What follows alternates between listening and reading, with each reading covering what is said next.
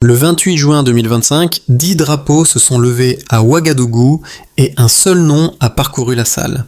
Ibrahim Traoré, pendant que des chœurs d'écoliers montaient sur l'hymne et que les stylos se préparaient. 10 reconnaissances pour un pays enclavé, tandis que, loin des marbres, les courbes de l'or frémissaient, des ordres se suspendaient et les téléphones des chancelleries vibraient dans sourdine. Dans ce frottement entre chiffres minuscules et conséquences immenses, que signifie pour vous l'instant où Ibrahim Traoré affirme que la légitimité vient de l'intérieur? Voici l'instant bref où une formule devient boussole et une cérémonie, trajectoire qui oblige marchés, diplomates et citoyens à se repositionner. Ce récit ne promet ni miracle ni slogan, mais une lecture ordonnée d'un basculement réel. Comment un acte de reconnaissance locale porté par Ibrahim Traoré a bousculé des routines mondiales. Le bénéfice pour vous? Comprendre, en 10 à 12 idées claires, ce que change concrètement un pouvoir revendiqué de l'intérieur. Nous suivrons les étapes visibles, la signature, la phrase reprise en chœur, la fête en ville, puis les ondes moins spectaculaires, marché qui hésite, aide reconfigurée, coopérative qui émerge, budget réécrit sans téléprompteur extérieur. Nous montrerons ce qui tient, ce qui craque et ce qui n'est encore qu'une hypothèse, car autour d'Ibrahim Traoré, le mot légitimité quitte la rhétorique pour entrer dans l'intendance. Recettes domestiques, contrats renégociés, programme scolaire recentré. Le risque évident est la fatigue des soutiens et la riposte feutrée d'intérêts contrariés. Le gain, s'il arrive, sera mesurable en marge retrouvée et en confiance civique. Alors, quelles données invalideraient cette trajectoire naissante et laquelle la confirmerait? Nous placerons ces repères sur une chronologie sobre, mini-révélation d'ouverture. En quelques heures, 10 signatures ont pesé davantage que des années de communiqués prudents et l'onde s'est lue jusque sur une décimale du cours de l'or. Deuxième révélation. La phrase « La reconnaissance vient de l'intérieur » a servi de consigne opérationnelle pour des acteurs ordinaires, du marché au quartier. Le matin du 28 juin 2025 à Ouagadougou, le rituel protocolaire était précis, hymne, pupitre, étoffe, caméra, puis ce balai de stylos. Mais l'attention basculait déjà ailleurs, vers les écrans où une variation infime devenait signal. Au même moment, à des fuseaux contrariés, des desks suspendaient des ordres, des analystes reformulaient leurs notes de risque et des services publics, très simplement, vérifiaient des lignes budgétaires. Ibrahim Traoré n'était pas un slogan, il était un point focal projetant un cadre. Ne plus attendre que l'extérieur valide l'intérieur. C'est par ce cadre qu'on comprend l'après-cérémonie. Coopérative esquissée sur les marchés, réouverture de raffineries à propriété locale, manuels scolaires réécrits à première personne, radio communautaire qui discute des chiffres. À l'étranger, les interprétations divergeaient, mais convergeaient sur un fait. Quelque chose s'était déplacé de l'attente vers l'initiative. Les chiffres cités dans les jours suivants, programme gelé, subventions suspendues, crédits retardés, indiquait la texture de la riposte. Pourtant, sur le terrain, la micro-souveraineté se traduisait par des mécanismes élémentaires. Mutualiser, réinvestir, rediriger. Cette granularité, plus que la rhétorique, explique l'adhésion. Une part mesurable de recettes reste ici, une autre n'en sort plus. Dans cet entrelac, Ibrahim Traoré est mentionné, contesté, applaudi, mais surtout utilisé comme variable d'organisation. Car une trajectoire racontée par image, drapeau, slogan, feu d'artifice, devient vérifiable quand on passe aux colonnes d'un budget et au terme d'un contrat. La suite de ce récit restera sur cette crête. Ni héroïsation, ni dénigrement, mais suivi clinique des causes et des effets, depuis la salle au drapeau jusqu'au registre comptable de quartier. Dans la salle encore imprégnée du chant des enfants, un jeune diplomate burkinabé, témoin discret, décrit l'instant où le regard d'Ibrahim Traoré croisa celui d'un ambassadeur hésitant. On voyait l'équilibre se déplacer. Ce témoin devient notre fil conducteur. Autour de lui, les premiers effets se font sentir. Les marchés s'ouvrent prudemment, des commerçants renégocient les marges, des enseignants préparent des cours sur la souveraineté. L'influence se mesure en gestes minuscules. Un ordre d'achat ajourné, une réunion déplacée, une phrase effacée d'un communiqué, mais l'ensemble forme déjà une pente. Les analystes locaux parle de moment de densité, cette minute où le symbole déborde le protocole. Ibrahim Traoré, conscient du fragile équilibre entre exaltation populaire et discipline institutionnelle, se garde d'un ton triomphant. Il parle peu, mais agit avec régularité. Relancer la production locale, auditer les contrats miniers, publier les chiffres au journal officiel. Ces décisions, anodines à première vue, construisent la crédibilité du récit. En moins de 3 mois, un glissement s'opère. Les citoyens ne décrivent plus la reconnaissance comme un miracle diplomatique, mais comme un devoir administratif. Cette translation du symbole vers la pratique devient la marque d'une maturité inattendue. Et pour le diplomate guide, témoin de cette mutation, la question reste simple. Combien de temps avant que la routine absorbe l'exception? L'histoire s'étire ensuite sur un axe clair. Déclenchement, sommet, réverbération. Commençons par le déclenchement. Le 28 juin 2025, à 10h, les stylos se lèvent. À 10h05, les caméras diffusent. À 10h10, les premiers messages circulent sur les fils d'agence. En moins d'une heure, les algorithmes des marchés repèrent un mot-clé, reconnaissance. Le signal suffit. Le prix de l'or monte de 0,4%, l'indice régional recule d'1 point et les analystes ajoutent risque Sahel dans leur tableau. Le monde financier, d'ordinaire indifférent aux nuances politiques, détecte ici un basculement. Puis vient le sommet. À midi, Ibrahim Traoré prononce sa phrase pivot. La reconnaissance vient de l'intérieur. Une salle applaudit, un continent écoute. À ce moment précis, la narration mondiale change de temps. On ne décrit plus un incident, mais un précédent. Les médias étrangers alternent fascination et inquiétude. Les capitales occidentales consultent, calculent, téléphonent. L'après-midi, les rues d'Ouagadougou deviennent un théâtre. Tambours, drapeaux, slogans. Ce n'est pas l'euphorie d'un putsch, mais la ferveur d'une validation. Enfin, la réverbération s'installe. En soirée, des rédactions américaines et européennes publient les mêmes titres, le soldat qui défie l'Occident. Pourtant, sous le bruit, se tisse une autre trame. Des coopératives se forment, des ingénieurs élaborent de micro-réseaux, des agriculteurs mutualisent leurs revenus. 3 mois plus tard, 200 millions de dollars circulent dans l'économie locale. Les anciens circuits d'aide se figent, de nouveaux flux internes apparaissent. Moscou observe avec calme, Pékin salue la cohérence, Washington hésite. Les diplomates, eux, reconnaissent en privé que la stabilité née du défi est plus dérangeante que le désordre. Dans cette séquence, Ibrahim Traoré n'est ni l'icône exaltée, ni l'ombre du pouvoir. Il incarne la cohérence d'un modèle qui s'expérimente sous contrainte. L'événement, désormais, s'étend. Sanctions, reports, ajustements, mais aussi redéfinition silencieuse. L'histoire suit sa cadence, courte et précise, où chaque décision, même minime, devient amplificateur d'une souveraineté tangible. La vérification commence par un jeu d'écart, baseline, delta. Avant juin 2025, le revenu intérieur représentait à peine 40% du budget national. 3 mois après la reconnaissance, il dépasse 55%. Premier delta, plus 15 points, traduit par des recettes de 18 milliards de dollars supplémentaires. Chaque point s'explique. Nationalisation partielle de l'or, taxation des exportations révisées, suppression de certaines exemptions. Deuxième delta, croissance du PIB, passé de 2,9% à 5%. Les observateurs prévoyaient un effondrement, les chiffres prouvent une adaptation. Troisième delta, participation électorale locale, projetée à 178%, niveau record. Ces 3 mesures dessinent un phénomène mesurable, la stabilité par redistribution. Ibrahim Traoré le souligne devant les Nations Unies. La démocratie ne peut exister sous occupation économique. Les diplomates s'agitent, mais les données restent. Derrière les formules, des indicateurs tangibles. Inflation contrôlée, devises stables, contrats révisés, sans arbitrage international.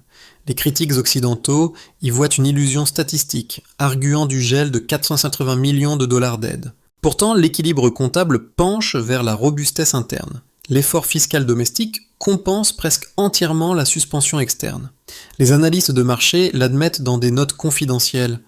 Le modèle burkinabé produit une stabilité paradoxale. Cette stabilité du défi devient la variable la plus scruté du Sahel. Mais les chiffres ne suffisent pas, encore faut-il les traduire en réalité vécue. Sur le terrain, ils se lisent dans les écoles rénovées, les dispensaires rouvrant avec un financement local, les programmes burkinabés d'abord qui redonnent une cohérence éducative. Le progrès n'est pas linéaire, certains fonctionnaires regrettent les salaires d'antan, d'autres découvrent une efficacité nouvelle.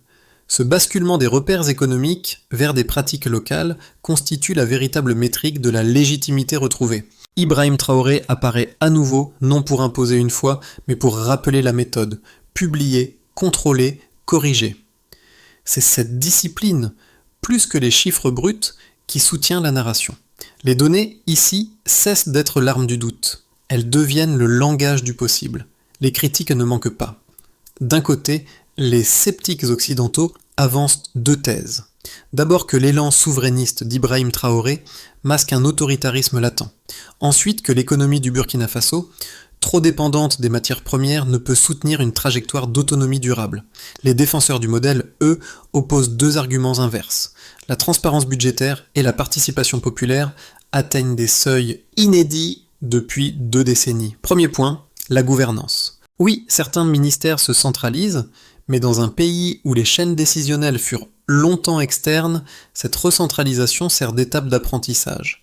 Les données montrent une rotation accélérée des cadres locaux et un contrôle plus net des dépenses. Deuxième point, la dépendance. Les minerais représentent encore 60% des exportations, mais leur rentabilité nette croît de 20% grâce aux révisions contractuelles. Les experts du FMI eux-mêmes reconnaissent un effet de compensation inattendu. La contradiction apparente devient alors une dynamique. Plus l'isolement extérieur s'affirme, plus la coordination interne s'améliore. L'opposition internationale redoute la contagion. Pourtant, au Mali et au Niger, la société civile cite déjà le syndrome du Sahel comme modèle d'émancipation. La tension n'est pas entre démocratie et souveraineté, mais entre dépendance et maîtrise des flux. Dans cette dialectique, Ibrahim Traoré incarne la fonction de catalyseur. Ni héros, ni coupable, mais révélateur d'une logique qui dépasse son nom. Le véritable enjeu n'est pas la personnalité du dirigeant, mais la possibilité pour un État africain de produire sa propre norme sans imploser. Ce scénario, longtemps jugé impossible, se teste désormais en temps réel. La réfutation devient démonstration, et la prévision de crise se mue en étude de stabilité. Tout empire finit par craindre l'exemple. Cette phrase, prononcée à voix basse au début de 2026 par un conseiller de la présidence, résume la fracture du moment. À mi-parcours, la rhétorique cède la place aux faits. Malgré les sanctions et l'isolement, 10 nouveaux accords intra-africains émergent. L'influence extérieure se replie, mais la coopération régionale s'étoffe. Ibrahim Traoré, dans une allocution de janvier, rappelle que l'indépendance n'est pas isolement. Le ton n'est plus celui du défi, mais de la consolidation. Ce basculement marque le cœur narratif. La légitimité, jadis octroyée par d'autres, se démontre désormais par la résilience interne. Le monde observe, partagé entre méfiance et respect. Dans les universités africaines, on débat du modèle burkinabé comme d'un cas d'école. Ni miracle ni menace, mais protocole d'autonomie graduelle. Le point médian du récit n'annonce pas la fin, il préfigure la portée. Les retombées concrètes se lisent par groupe d'acteurs. Pour les citoyens constatent la redistribution. Budget scolaire financé par les revenus miniers, réseau d'énergie solaire installés dans les zones rurales, accès accru aux services publics. Les enquêtes locales révèlent une satisfaction inédite. 72% des ménages déclarent percevoir un changement mesurable. Du côté des entreprises, les opérateurs privés, d'abord déconcertés, adaptent leur stratégie. 40% des contrats miniers reconfigurés incluent désormais une part de propriété domestique. Les PME locales gagnent du terrain, profitant de la réouverture des raffineries. La logique d'importation systématique s'inverse progressivement. Quant à la diaspora, les transferts d'argent augmentent de 12%. Les expatriés, galvanisés par l'image d'un pays qui s'affirme, investissent dans des projets communautaires. Les médias africains baptisent cette dynamique l'économie du retour. Ibrahim Traoré y voit la preuve que la confiance peut devenir capitale. À l'échelle régionale, l'onde s'étend. Au Mali, au Togo et au Ghana, des mouvements citoyens reprennent le vocabulaire du droit de se définir. L'Union africaine débat de mécanismes de solidarité économique hors tutelle. Les anciennes puissances observent, parfois inquiètes, parfois admiratives. Les conséquences, cependant, ne sont pas linéaires. L'inflation menace par à-coups, les infrastructures souffrent de sous-capacité et la désinformation internationale pèse sur les perceptions. Mais l'essentiel tient. Le Burkina Faso n'a pas implosé. Il a prouvé qu'une transition pouvait se construire sans effondrement. Les observateurs étrangers, même critiques, notent une forme de cohérence. Le risque s'est transformé en méthode. À ce stade du récit, la phrase d'Ibrahim Traoré sur la reconnaissance intérieure devient le miroir de milliers d'expériences.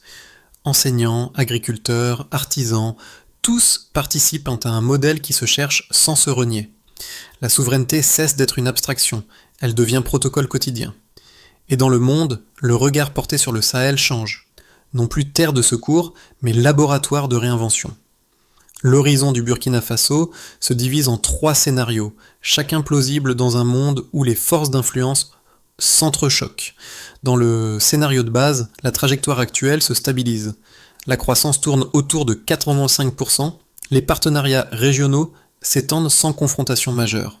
L'AES, Alliance du Sahel, consolide des mécanismes de sécurité communs, tandis que les budgets nationaux demeurent indépendants. Ibrahim Traoré continue d'insister sur la discipline fiscale et la transparence. Dans ce scénario, le pays s'enracine dans une normalité nouvelle, marquée par une souveraineté pragmatique, ni isolement ni alignement. Dans le scénario optimiste, les effets d'entraînement gagnent la sous-région, le commerce intra-africain croît de 30%, des consortiums locaux remplacent les anciens bailleurs et les programmes éducatifs burkinabés d'abord deviennent modèles. Les indicateurs sociaux progressent. Alphabétisation, emploi rural, participation électorale. Les États voisins s'approprient la méthode, transformant le Sahel en zone pilote de gouvernance post-aide. La souveraineté se convertit en attractivité. Dans le scénario pessimiste, la pression extérieure se resserre.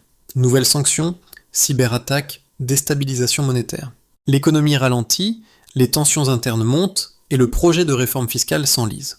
Dans ce cas, la légitimité pourrait s'éroder non par répression, mais par fatigue. Entre ces 3 issues, une constante subsiste. La dépendance se déplace plus qu'elle ne disparaît. L'enjeu véritable est la résilience institutionnelle. Si le pays maintient la publication régulière de ses comptes, la rotation du personnel et la coordination régionale, il conservera son centre de gravité. L'expérience burkinabé ne sera ni miracle ni échec, un laboratoire où s'éprouve la notion même de stabilité souveraine. Dans les rues de Ouagadougou, le changement se mesure à hauteur d'homme. Un enseignant qui montre à ses élèves une carte dessinée à la main, un agriculteur qui répare son tracteur acheté grâce à un fonds local, une infirmière qui explique que la clinique rouverte appartient désormais au quartier. Ces visages forment le contre-champ d'un récit souvent lu à travers des bilans comptables. Pour les habitants, Ibrahim Traoré n'est pas un symbole lointain, mais une voix entendue à la radio, répétant « Notre indépendance doit se vivre, non se proclamer ». Cette proximité explique la résistance du moral collectif malgré la rigueur économique. Les sacrifices deviennent partageables quand la finalité paraît visible. À l'étranger, les observateurs reconnaissent que la dimension humaine du projet burkinabé surpasse les analyses géopolitiques. La réforme n'est pas seulement structurelle, elle est émotionnelle. Redonner le sentiment de contrôle à ceux qui longtemps n'en avaient plus. Le défi, maintenant, consiste à conserver cette énergie sans l'épuiser. Car toute révolution paisible risque de se figer dans la routine si elle oublie les visages qui l'ont rendue possible. L'histoire du Burkina Faso rappelle qu'un État n'est fort que lorsque la dignité quotidienne se compte en gestes simples, pas seulement en graphiques. La reconstruction se poursuit suivant un plan en 5 étapes, discuté ouvertement par les institutions burkinabées. D'abord, un audit et une publication. Chaque contrat minier, chaque budget local est rendu public. Cette transparence crée la base d'une confiance collective. Ensuite, la diversification. Les revenus de l'or financent l'agriculture, l'énergie et l'éducation afin de réduire la vulnérabilité sectorielle. Puis, la formation, des universités régionales forment des cadres sur la gestion publique et les négociations commerciales. Viennent ensuite les partenariats africains. Le Burkina Faso privilégie des alliances horizontales avec le Mali, le Niger et la Guinée. Échange d'énergie, défense commune, marché unifié. Enfin, le suivi civique. Un conseil anticorruption, composé majoritairement d'acteurs civils, contrôle l'exécution. Ibrahim Traoré intervient rarement à la tribune, mais son influence reste visible. Les ministères appliquent une méthode stricte, planifiée, exécutée, mesurée. Ce protocole devient un rituel d'administration plus qu'un slogan politique. Les premiers résultats confirment la direction. Inflation contenue, investissements locaux récurrents, retour partiel de la diaspora. Mais la vigilance demeure nécessaire. La souveraineté se défend autant par la transparence que par la fermeté. Cette feuille de route, si elle tient, peut servir de modèle expérimental à d'autres pays. La légitimité, ici, n'est plus une théorie. Elle devient mécanique de travail. Dans la cour d'une école de Kaya, les enfants répètent encore la phrase entendue un an plus tôt. La reconnaissance vient de l'intérieur. Autour d'eux, les murs repeints portent les mêmes couleurs que celles du jour de la signature. Ibrahim Traoré visite le site sans escorte excessive. Il s'arrête, écoute, puis sourit en silence. Le même diplomate que nous suivions, au début, l'observe et comprend. La boucle est refermée. Ce n'est plus un homme qui parle au monde, mais un peuple qui s'adresse à lui-même. Les symboles ont retrouvé leur utilité, les institutions leur rythme, la mémoire sa place. Tout ce que l'histoire avait dispersé revient à l'échelle humaine. Une école, une chanson, un regard. Dans ce calme suspendu, le pays mesure enfin la distance parcourue, du doute vers la définition. Et la phrase d'ouverture, autrefois manifeste, devient simple constat. La légitimité n'est pas donnée, elle se prouve. Le soleil tombe sur Ouagadougou, les toits s'illuminent d'un dernier éclat. Les voix des radios mêlent analyse et musique, comme si le pays tout entier respirait entre deux battements. Le monde regarde encore, partagé entre curiosité et appréhension. Mais au-delà des chiffres et des cartes, une question demeure. Si la liberté ne demande plus la permission, que fera le reste du monde ? Ibrahim Traoré, dans sa dernière allocution, n'invite pas à l'adhésion mais à la réflexion. Ne craignez pas notre indépendance, craignez de ne plus la comprendre. Ce message ne s'adresse pas seulement à l'Afrique, mais à quiconque croit que la dignité est négociable. Ainsi se clôt ce récit, non comme une fin, mais comme un passage, parce que chaque lecteur, chaque spectateur peut encore choisir, observer ou participer. Et vous, quelle voix ajouterez-vous à cette conversation mondiale ?